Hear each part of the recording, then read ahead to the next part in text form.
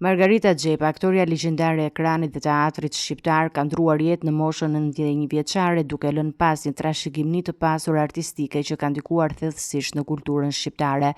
Ajo u nda nga jeta një ditë pas ditëlindjes së saj, pasi kishte luftuar për një kohë të gjatë me një sëmundje të mushkërive që përkeqësoi gjendjen e saj shëndetësore. Aktoria e dashur ndroi jetë rreth orës 03 të mëngjesit pas një trajtimi mjekësor në spital. Margarita Xhepa ishte një emër i njohur dhe i dashur për të gjithë shqiptarët, jo vetëm për rolet e saj në film dhe teatr, por edhe për përkushtimin e saj të jashtëzakonshëm në art.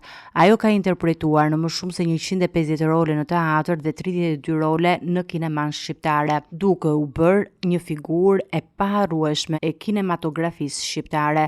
Një nga rolet më të njohura të saj ishte Shano tek Dimri i fundit, zonja e prefektit tek General Gramafoni dhe Elenia Ankolli tek Koncert në vitin 1936.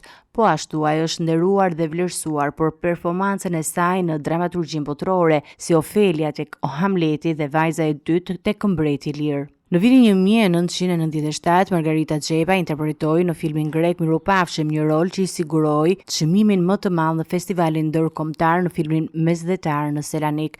Me një karrierë të pasur dhe një pasuri të madhe kulturore, ajo u vlerësua me titullin artiste populli dhe u nderua me çmime të shumta për arritjet e saj në art.